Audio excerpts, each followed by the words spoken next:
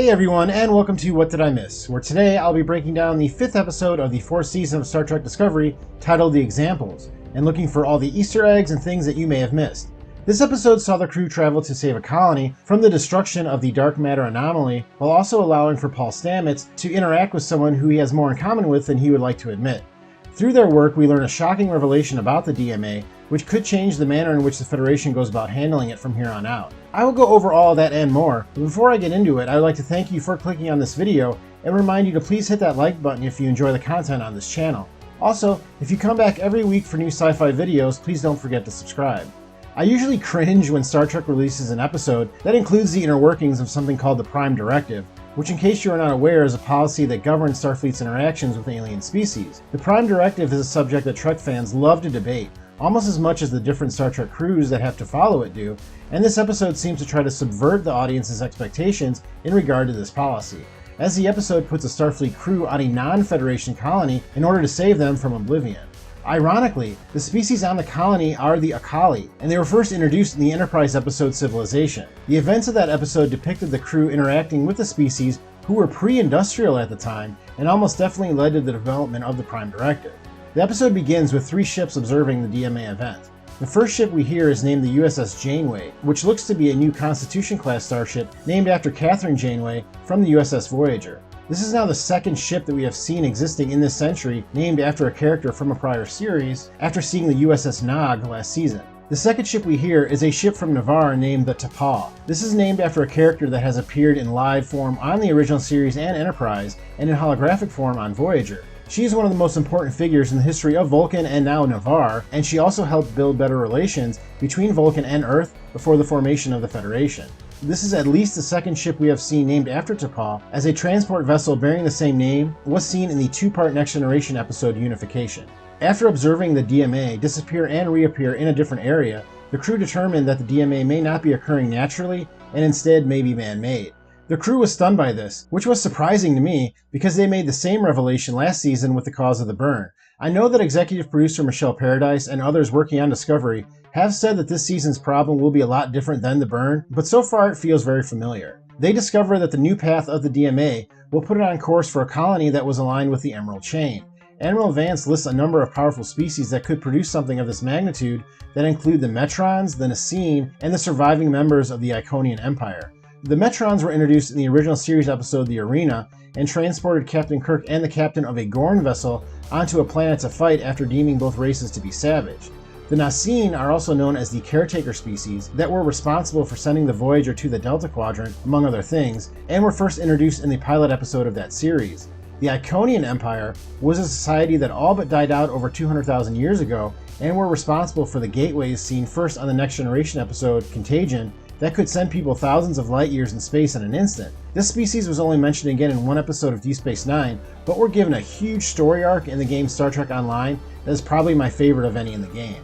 Also mentioned are the Q Continuum, and that there has been no contact with them for at least 600 years. Time-wise, this lines up right with the upcoming season of Picard, which we know from the trailers does include Q. This may be a hint that something will happen on that series that makes it so that the Q Continuum can no longer interact with our space-time.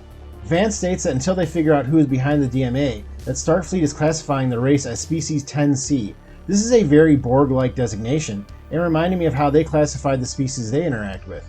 They of course do not update the species designation once they are aware of their actual name, but Starfleet does, as when they updated the name of Species 8472 to the Undine, also witnessed during the events of the Star Trek Online game. Coming on board to help Stamets is a scientist named Ron Tarka, who Vance states is also working on the Next Generation Spore Drive with Aurelio.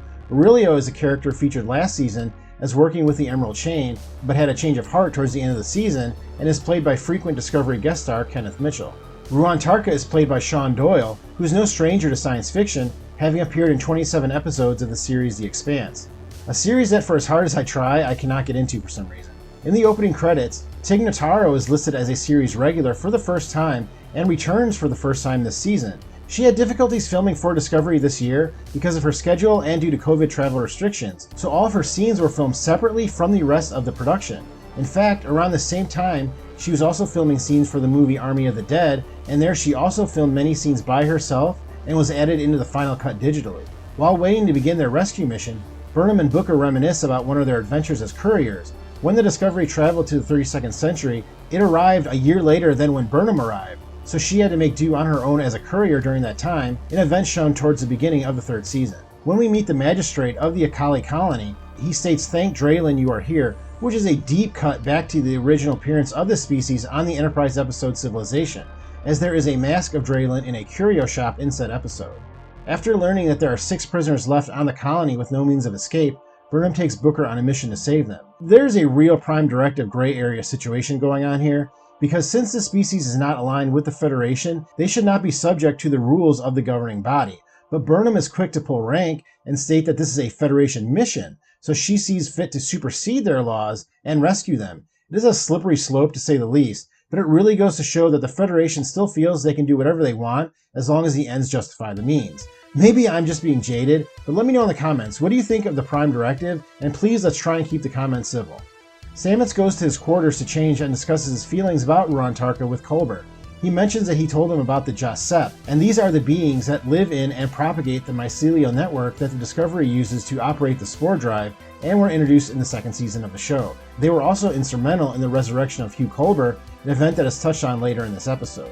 Ruan Tarka is from the planet Risa, that was first introduced to audiences in the Next Generation episode Captain's Holiday. Tarka is very frank in his speech, which is also a trait that the species is known to have, although it usually just helps them move along in sexual relations on the planet. On the Akali colony, Burnham and Booker arrive and have to deal with the prison's security systems that include weaponized beetles. Booker is not too fond of them, and Burnham mentions that he is fond of trance worms, which are huge creatures that were shown last season on Discovery.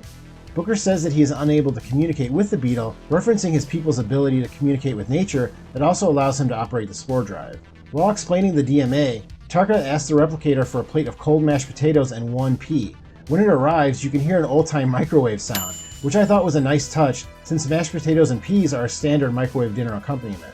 After stating that they need to build a smaller version of the DMA in order to understand it, Tarka says that they are going to need a bigger room, which could be a reference to this classic line from Jaws. You're gonna need a bigger boat.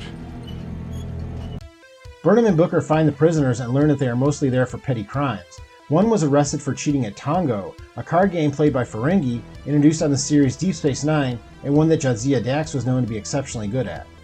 Dr. Culber has a 10-minute session with Dr. Kovich, in which he discusses his issues dealing with the current crisis. Kovich is able to tie this back to the fact that Hugh came back from the dead, something that was a big part of Season 2 of Discovery, but has not really been mentioned since. Tarka recreates the DMA with help from Stamets, as well as the return of Jet Reno, as I mentioned earlier. If you notice, the scene is filmed in a way that Tig Notaro is never in frame with the other characters, which again was because she filmed her scenes completely separately. Burnham searches the various laws of the Federation to find a loophole that allows them to take on the prisoners under political asylum. A prisoner named Felix reveals that he actually belongs there, as he took another man's life during a robbery. Felix is played by actor Michael Greyeyes, who you may recognize from the shows Fear the Walking Dead and True Detective. Felix gives Burnham an heirloom to pass on to the family of the people he hurt. He says that he wants to stay behind, and Burnham allows him to, and afterwards she returns the heirloom to the daughter of the man that was murdered. On the way to meet this person, Burnham has a conversation with the ship's computer Zora, who reveals that she has developed emotions. It is never good when an artificial intelligence develops feelings, and I would guess that Zora will be an ever-increasing presence on the ship going forward. Tarka and Booker have a conversation, in which at the end Tarka reveals a scar on his neck. I believe that he was serving under the Emerald Chain before they were defeated, and this scar is possibly a remnant of some torture or mind control that he was subject to. Well, that was everything I saw this week, but let me know in the comments if I missed anything. Thank you very much for watching this video. Please hit that like button if you enjoyed it, and I will see you next time on What Did I Miss?